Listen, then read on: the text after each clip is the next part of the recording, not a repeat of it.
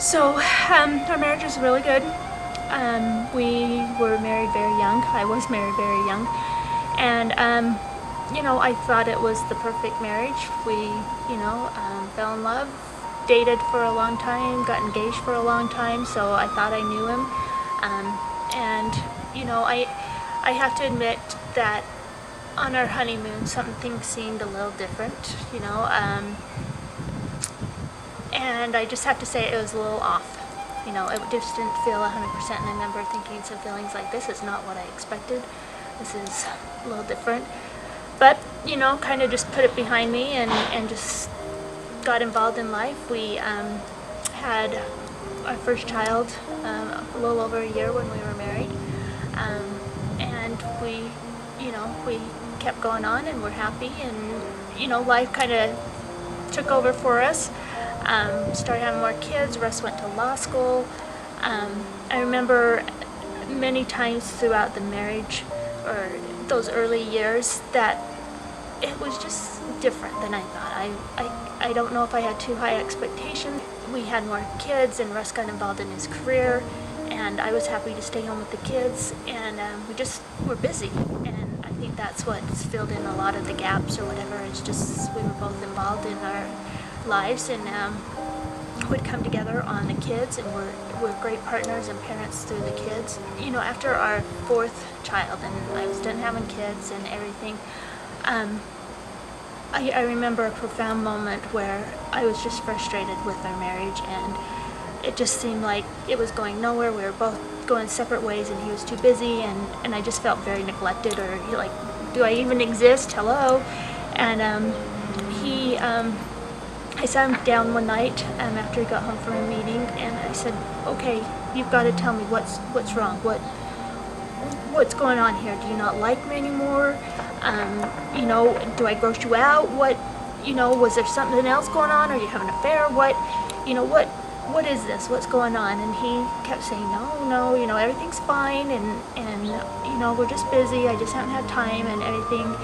And it was to the point where I asked him, came out blank, and said, okay, are you gay? And he said no, and just looked at me like he couldn't fathom that I would even think that.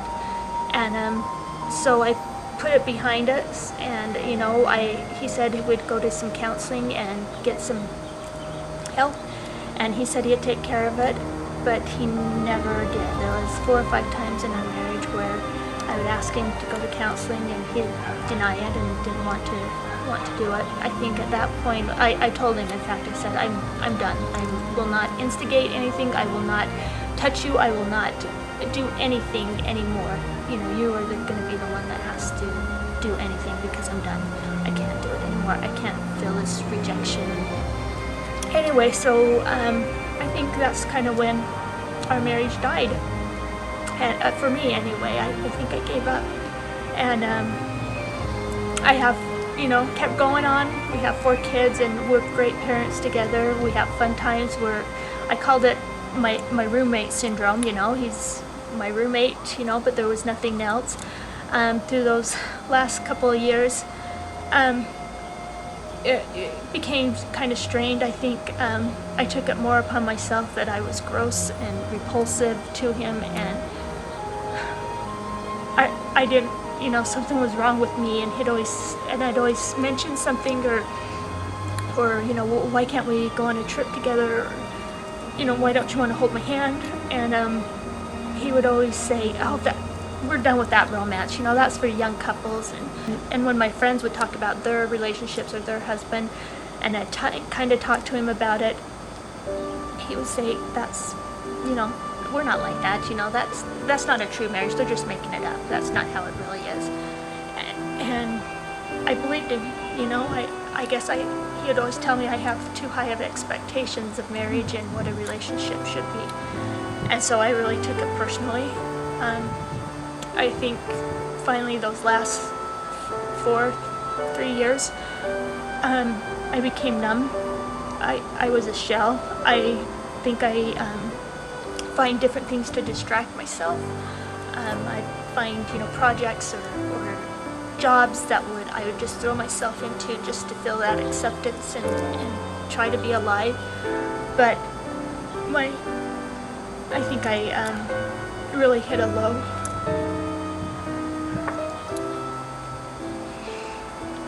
Well, there was a couple of times, but I was suicidal. I couldn't do it anymore. Nothing seemed worth it. And I think that's the turning point when I was just numb. I didn't care about anything. I just would stare into space. And I couldn't communicate to anybody or my family or anything. And so after that, I finally said, I can't do this to my kids. I can't be like this. And pulled it together enough to ask Russ for a divorce.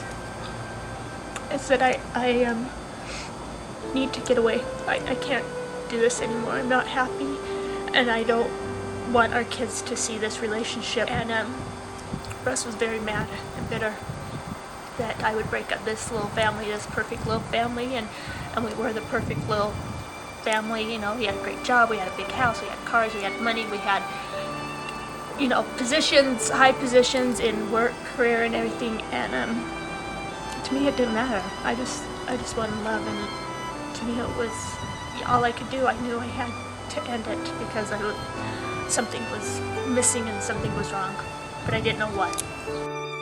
After I got divorced, well, we separated, and I still thought it was all me and my problems and my issues, that I wasn't pretty, or, you know, I wasn't good enough for anyone. I really just felt empty, and, you know, I was distant from everyone, even my family, until I started trying to look for my kids and trying to be better. And so I really worked hard for a good year, and with wonderful new friends, and that I kind of started to begin healing and worked with a lot of therapy, that I'm okay, that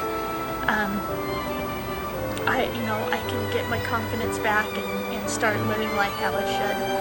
And this therapist saved me.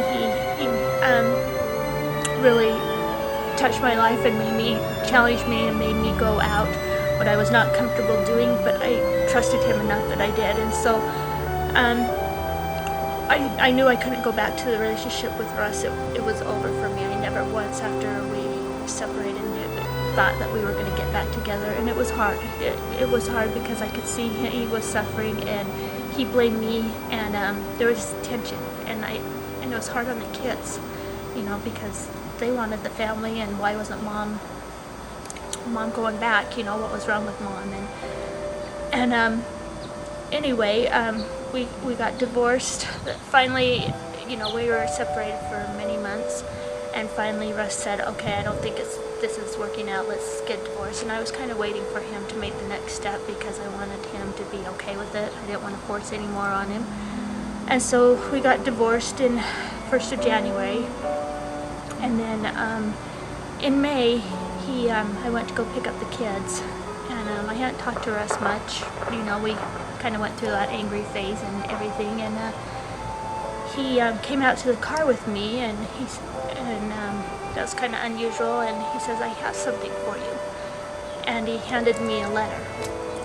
And it was just him and I in the car, and he's like, I'd like you to read it right now. And okay, you know, I can't imagine what this would be. And in the letter he had me read right then, it talked about him, that he knew he was gay from the very beginning, and that this is who he was, that he's always been this way, that he thought he was doing the right thing by marrying me. He was supposed to get married and have kids and be a father and you know, successful husband, and you know, just that was the perfect life that he was, you know, supposed to do. And so he thought if he did those things, then all these feelings would go away.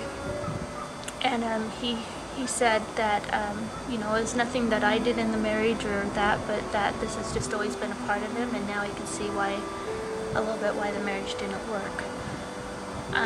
When I got that letter, I couldn't stop crying and shaking because all my feelings inside were justified. And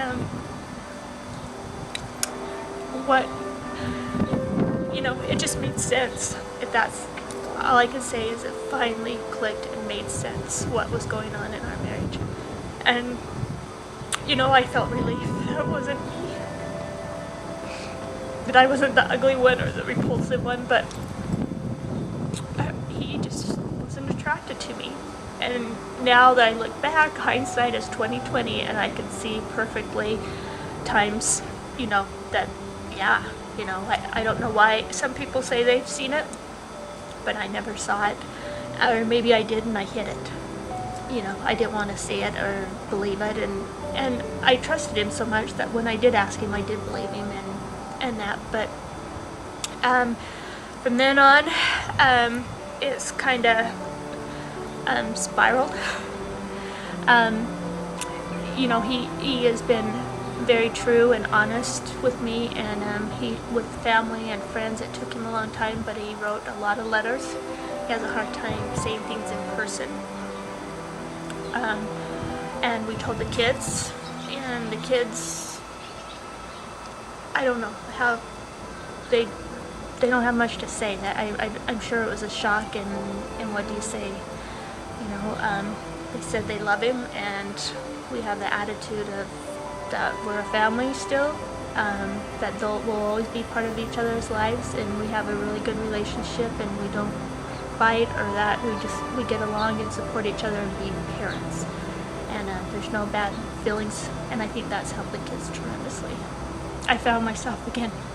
I found out who I was, who I am. I'm happy. I can be me, and I don't even think I knew who I was until now. And that's been the best part, is I'm me. I'm the Angela that I was always supposed to be.